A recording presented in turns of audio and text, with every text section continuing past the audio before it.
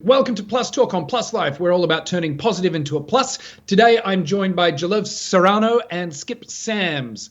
Guys, thanks so much for coming on the show with us. I want to talk about sort of being a survivor today. I think that term is thrown around a lot kind of loosely.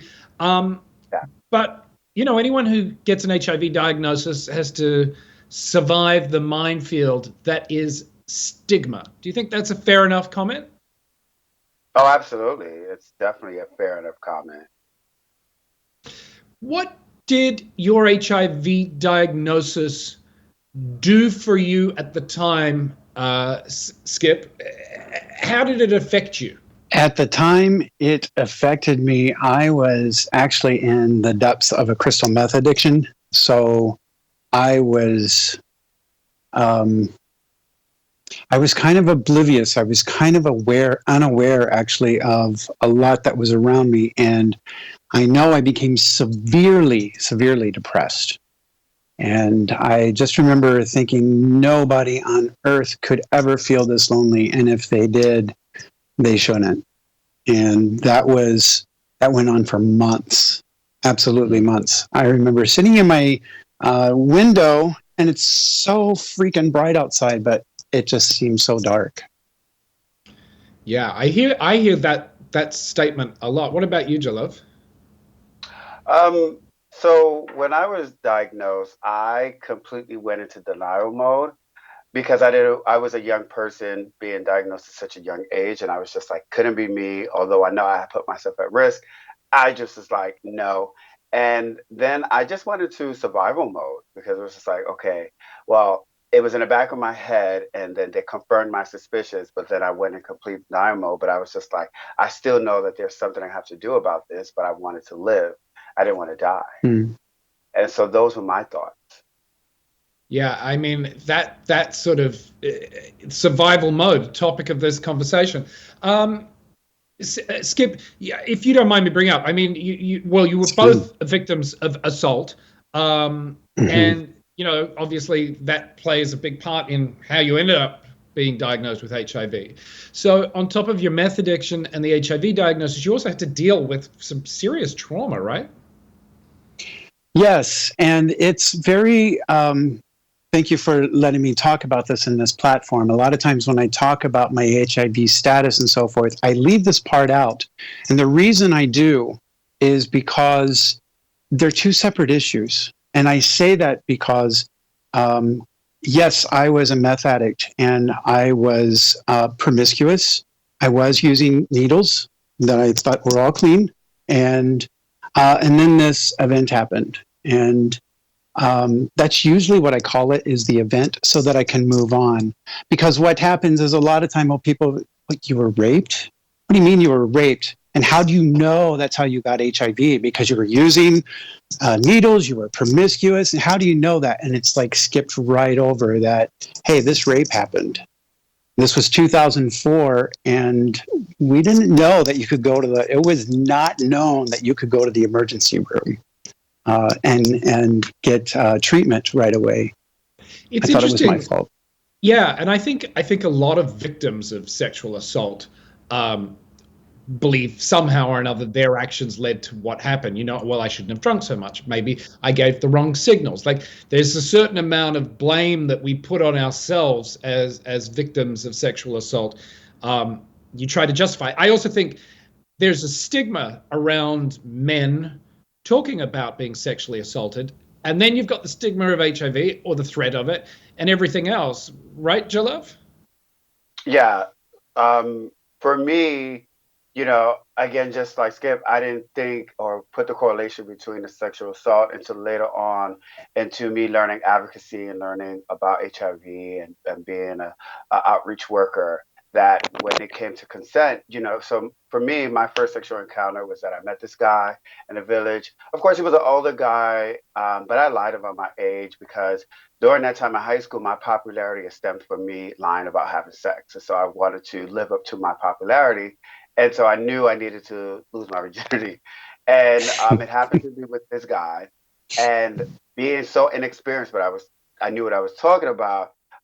when we started engaging into sex, I didn't know about the importance of condoms or that, STIs, STDs, you can contract while having same sex, because in high school, the curriculum still to this day is not comprehensive to the LGBTQ plus community. And so I was just like, we're not going to get pregnant. So, okay, cool. Right. And being inexperienced and being a receptive partner at that time, I was a smaller frame guy and he was a bigger frame guy than me. And I didn't want to continue. And he was just like, well, you wanted this D, so you're going to have to take this D. And it was just like, I thought that all came a part of the sexual experience. Skip, for people who might be watching this who can relate to your story or Jalov's story, how do you start to rebuild? How do you start to get out? As you said, the sun was shining, but it was so dark. What are the first steps? Well, for me, it was a form of steps. When I got sober, actually, my sober date is 4/20. How fun is that? 4/20/2006. Thank you. So I am just about 14. Thank you, and that's a miracle. I say that very humbly because it is a miracle. It is a miracle. But it was when I started that journey, and I started to realize that there was a hole that was in my life that had been there most of my life. I grew up with a concept of a spirituality that as I grew older, I was told I didn't fit in with that. So there was always this hole that I was filling with sex, drugs, food, bad relationships. And once I got to the point with eyes on my meth addiction, and it got so dark that I thought, I've had enough sex. I've done all this stuff. I just want to be held.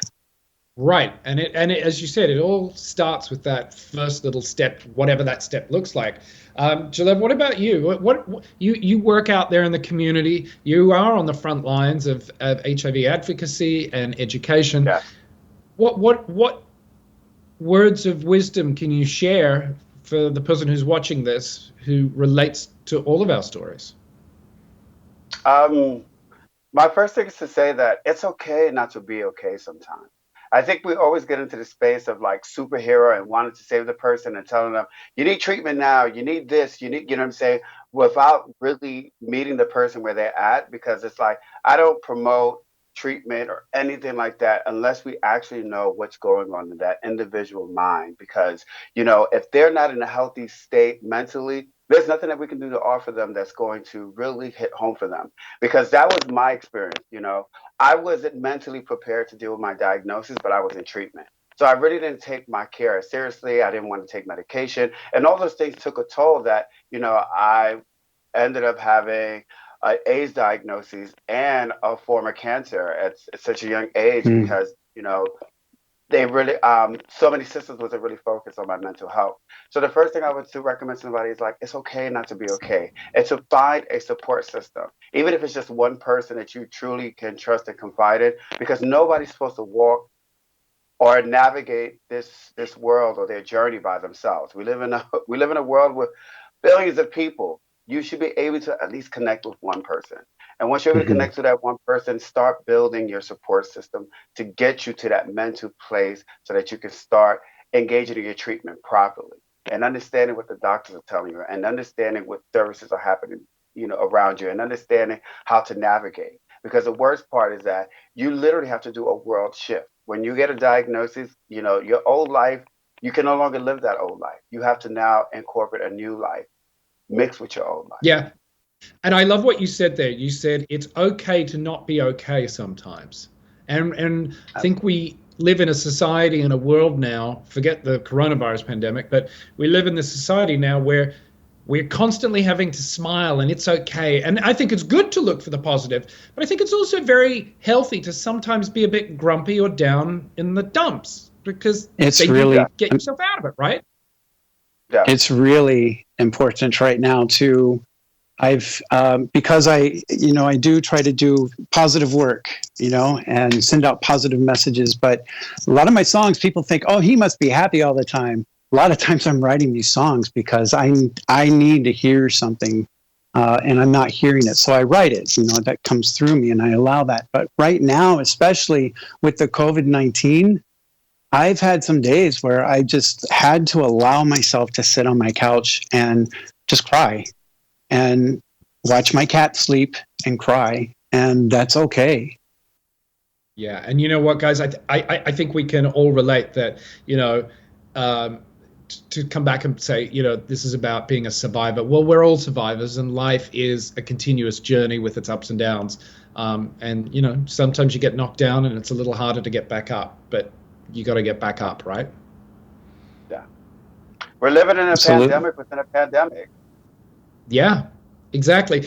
Joe Love, Skip, it's been really nice meeting you. I wish we had more time, but that is all the time we've got for today's Plus Talk. Thank you both so much for coming on and talking about very, very personal issues. If you want any more information about what we've discussed today, be sure to check out our website, pluslifemedia.com. And remember, you can follow Plus Life across all social media platforms. We are at Plus Life Media. Thanks for watching. We'll see you next time.